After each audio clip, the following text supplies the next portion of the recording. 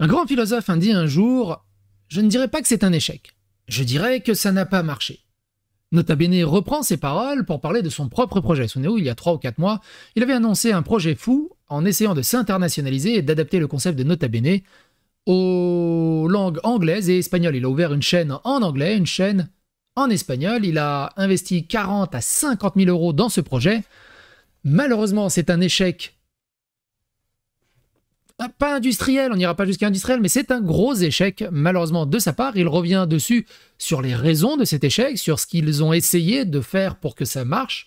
Également, il y a Bruce Benamran de Y Penser qui donne son avis sur le sujet, et c'est très pertinent sur le pourquoi c'est extrêmement difficile de s'internationaliser, parce que lui aussi, au travers de la chaîne Y Penser, il avait testé l'aventure, ça a été un échec. Et également, c'est vrai qu'il y a beaucoup d'influenceurs qui ont testé l'aventure anglaise, il y en a très peu qui ont réussi. On va essayer de voir si on voit des indicateurs qui expliqueraient pourquoi c'est un échec. Moi, j'en ai un gros, mais je pense que Nota Bene l'explique également très bien, et je suis plutôt d'accord avec lui. Mais avant de démarrer, une petite sponsor.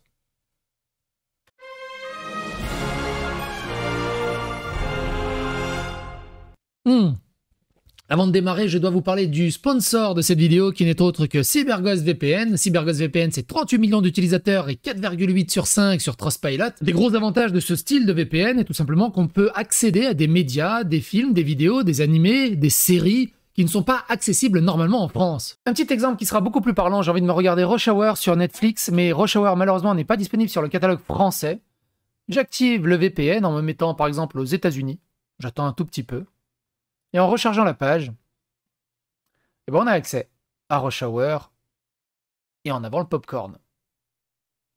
CyberGhost VPN, c'est plus de 7000 serveurs répartis dans 90 pays différents. CyberGhost VPN a également une politique de no-log, c'est-à-dire qu'il tient à l'abri de regards indiscrets vos navigations. Chose importante à savoir, CyberGhost VPN peut s'installer sur à peu près tout appareil qui se connecte à Internet. Et avec un seul abonnement, vous pouvez vous connecter jusqu'à 7 appareils en même temps. Utilisant le lien dans la description, vous aurez le droit à 83% de réduction, soit 2 € par mois et 4 mois gratuits. Également, il est bon à savoir qu'il y a un support en français 7 jours sur 7 et vous avez aussi le 45 jours satisfait ou remboursé. Encore une fois, un grand merci à CyberGhost VPN qui sponsorise cette vidéo et à bientôt pour d'autres aventures. Et encore une fois, un merci à CyberGhost VPN pour cette sponsor. Écoutez déjà le tout début. On va regarder quelques exemples après en anglais et en espagnol, vous allez comprendre pourquoi, mais au moment où ça viendra dans le dialogue. J'aime bien comment il démarre sa vidéo. Je ne dirais pas que c'est un échec. Je dirais juste que ça n'a pas marché.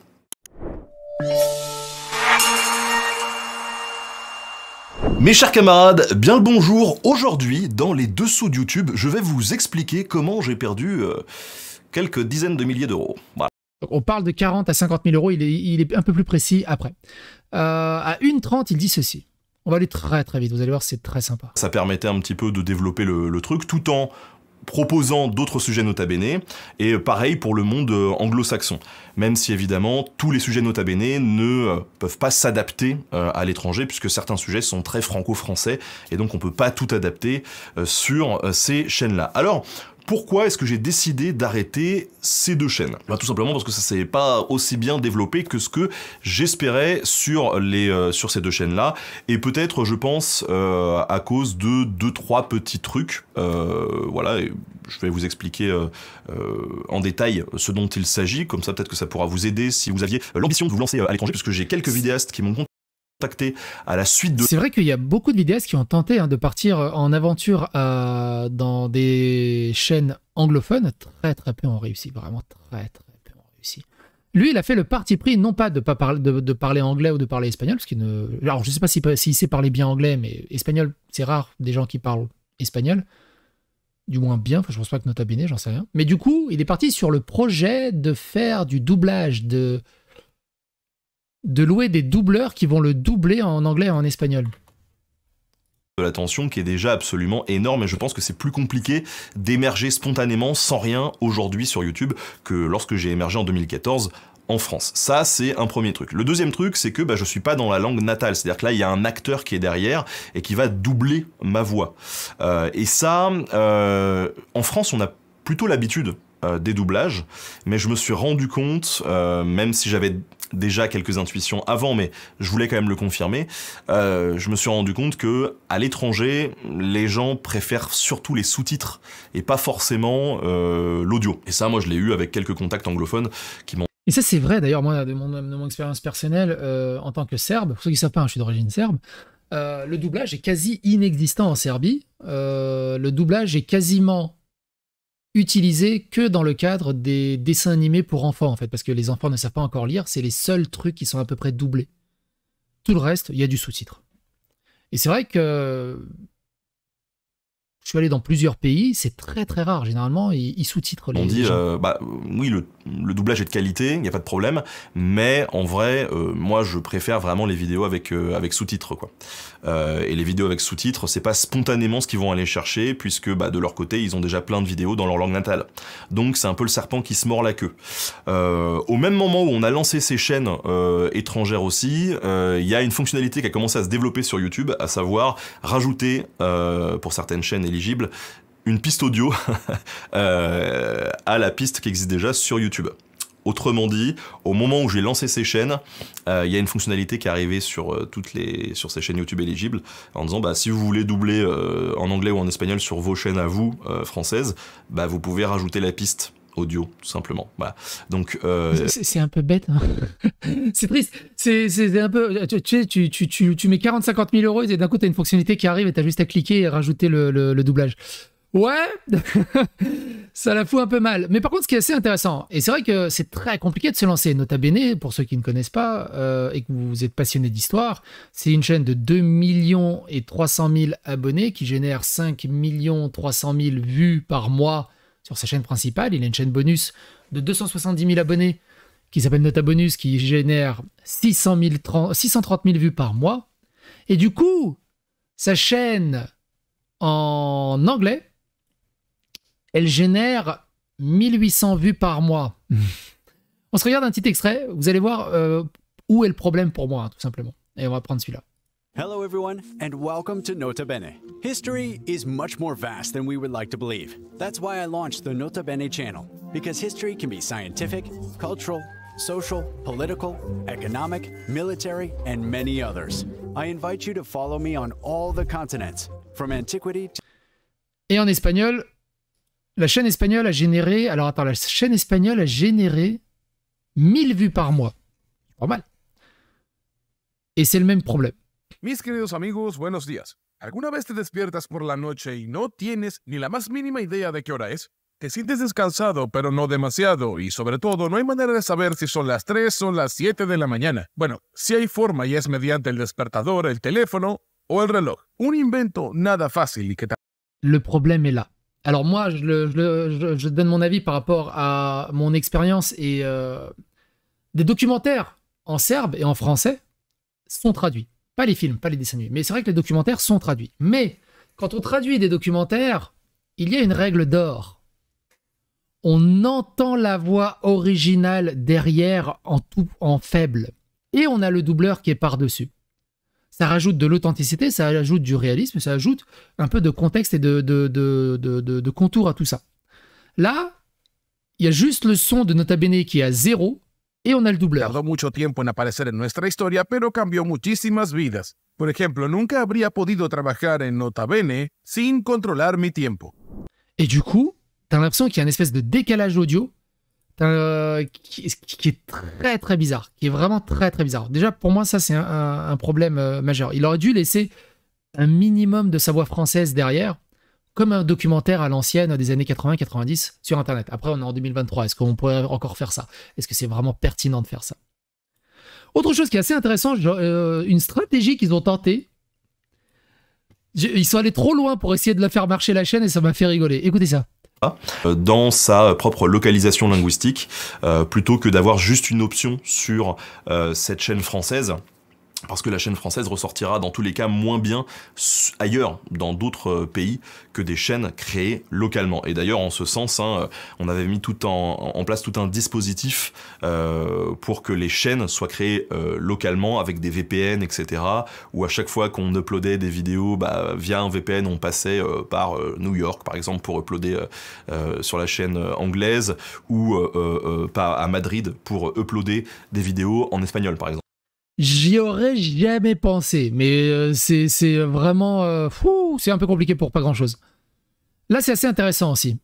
Vidéo avec eux et tout, donc des projets très cool, mais très chronophages en termes de temps, et moi en fait je n'ai strictement pas le temps du tout, et donc compliqué de... Voilà, et puis c'est encore des budgets supplémentaires, de voyages, de trucs de machin. L'autre possibilité, et MrBeast l'a fait à l'époque, c'est de payer des campagnes d'influence. Au même titre que des marques ou des institutions viennent me voir en me disant « Nous, on a besoin de communication, tiens, je te paye et toi, tu en parles », et j'aurais pu aller voir des vidéastes étrangers en disant « Bah tiens, voilà, je te file des thunes et toi, tu parles de Nota Bene en espagnol ou de Nota Bene en anglais pour faire la promo de cette chaîne, pour gagner des abonnés, qu'ils aient connaissance, en fait, du truc. » Tu peux être aussi un truc assez intéressant, ce que MrBeast a fait. D'ailleurs, sa chaîne, elle fonctionne, MrBeast en français? C'est une bonne question, ça. Attends, fais voir. On va aller voir MrBeast France. MrBeast en français. 1 700 000 abonnés, la vache. De mettre en ligne des vidéos sur cette chaîne. Et... Ah bah en fait, c'est exactement le système de Nota Bene. C'est-à-dire qu'il met la voix de MrBeast à 0. Et c'est parce que YouTube a ajouté une nouvelle option qui vous permet de choisir la langue de nos vidéos sur la chaîne principale. Et du coup, en fait, il l'a arrêté aussi. C'est ça l'idée? Il fait 200 000 vues par mois. Ok, bon, bah, ouais, il n'y a plus rien en fait. Il arrête quoi. Bon, bah. Donc, elle n'existe plus, la chaîne de MrBeast en français. Il a tout supprimé et il part directement là-bas. Mais mine de rien, 1 700 000 abonnés. Donc, je ne sais pas à combien il avait fait au tout début. Il y a une dernière chose, et c'est là où c'est le plus pertinent. Créer un petit peu une caisse de résonance, mais ça n'a pas été le cas. Ça n'a pas été le cas. Alors, pourquoi? Parce que peut-être qu'il n'y a pas beaucoup de gens qui ont des gens dans d'autres pays. Peut-être que c'est tout simplement parce que le programme leur convient pas, ou convient pas à leur culture, leur façon d'envisager les trucs. Peut-être que c'est tout simplement cet aspect de doublage qui a pu gêner. Le fait est que Nota Bene, c'est aussi une incarnation. Hein. C'est moi, c'est ma voix, c'est ma narration. Et ça, c'est le doute que j'avais aussi en créant ces chaînes-là. C'est de me dire, bah ouais, mais... la narration qui est au cœur de l'identité Nota Bene, finalement, c'est pas qu'on va la perdre, mais c'est qu'on va en avoir une autre, quoi, qui sera un peu l'identité sonore de la personne qui va me doubler.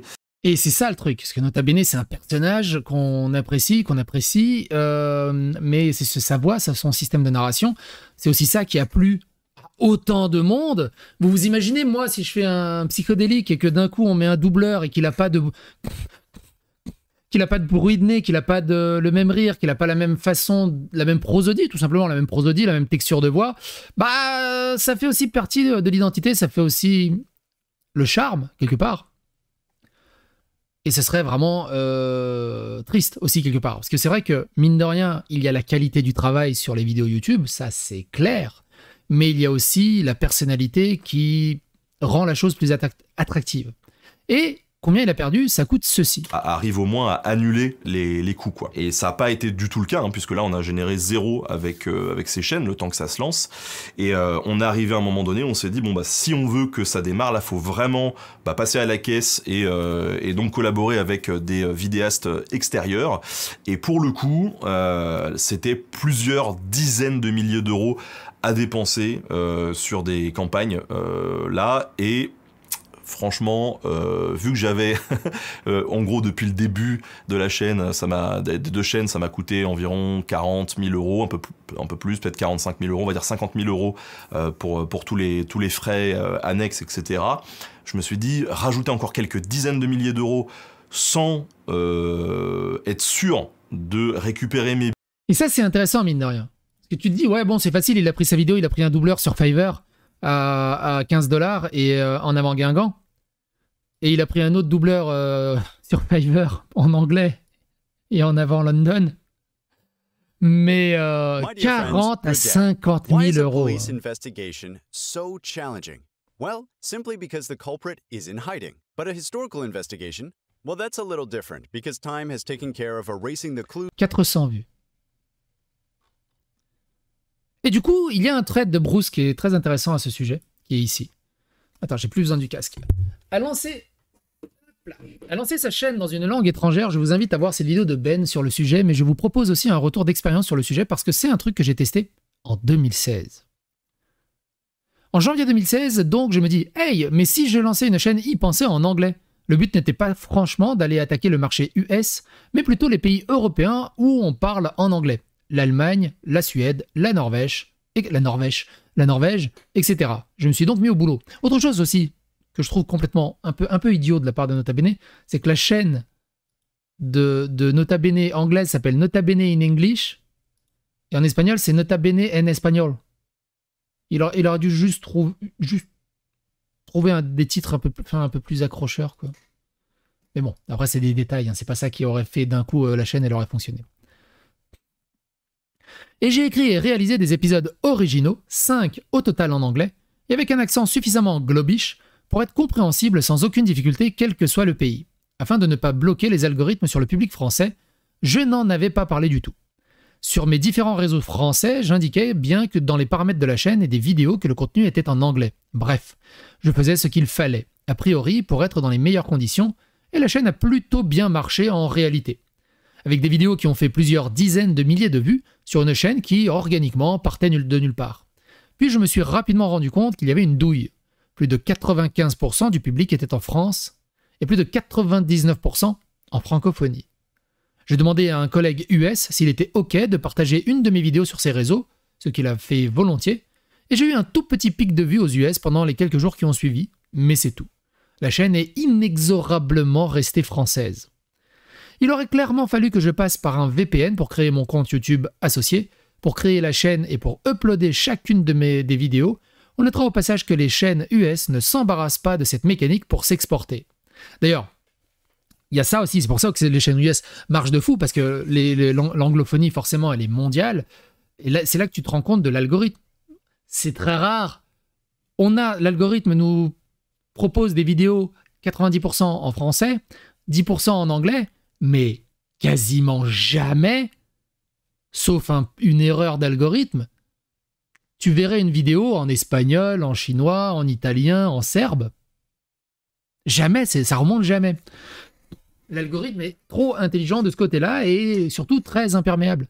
Moi, du coup, quand je suis revenu de Serbie, et je regardais le YouTube de ma mère, j'ai découvert plein de vidéos, justement, de vidéastes serbes, tout ça, et un tout petit peu d'anglais.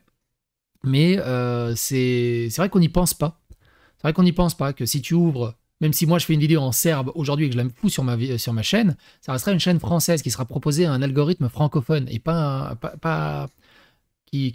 qui pénétrera pas la Serbie. Ou les serbophones.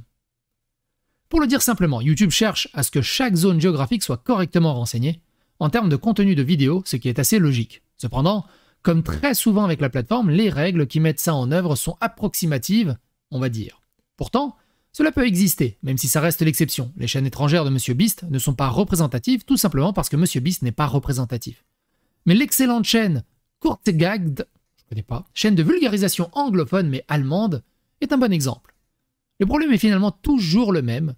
Tout doit entrer dans des cases, ce qui peut s'entendre lorsqu'on souhaite organiser un volume conséquent de data.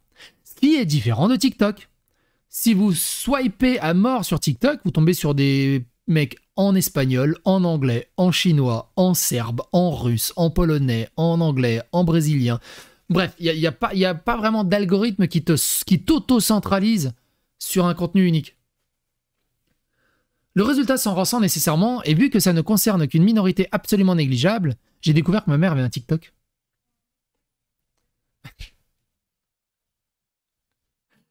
Elle poste ses photos et filme 2-3 trucs. Elle fait plus de vues que moi sur certains trucs. Oh merde. Vu que le problème ne concerne pas les chaînes US, c'est un problème qui ne risque pas d'être réglé demain matin. En même temps, elle a filmé sa voisine qui tondait sa pelouse en bikini. En même temps, qu'est-ce que tu veux combattre? PS, anecdote du jour, j'ai rencontré Suzanne Wojcicki, l'ancienne patronne de YouTube, en 2017, au YouTube Space. Au cours de la discussion, elle avait demandé si j'avais des suggestions. Je lui avais dit qu'avoir du multipiste audio me semblait une bonne idée. S'il était encore à la tête de la boîte, je serais à ça de réclamer la paternité de la feature. C'est quand même classe, hein, d'avoir rencontré Suzanne. Petite question, si chacun rentre dans des cases mais pas les chaînes, ça sonifie, donc YouTube privilégie le contenu US et YouTube servira donc les intérêts du soft power américain. Tu vas trop loin, Max. Tu vas trop loin. Benzaï qui dit le fardeau de moult chaînes francophones de collègues expatriés au Japon aussi. Vidéo jamais proposée à personne du coup. Notamment Satujin, Meurtre au Japon, qui est au Japon, et qui a du coup sa chaîne au Japon, qui fait des vidéos en français, et qui sont très très mal référencées en France. Et il fait un taf admirable. Si vous connaissez pas Satsujin, je ne peux que vous conseiller de découvrir Satsujin. Donc Satsujin, c'est tout simplement des histoires de fous furieux. Je vous laisserai le lien si j'y pense dans la description. Bref, quoi qu'il en soit, n'hésitez pas à donner votre avis et votre opinion dans les commentaires, n'hésitez pas à faire rester l'algorithme de YouTube, et à bientôt pour d'autres aventures.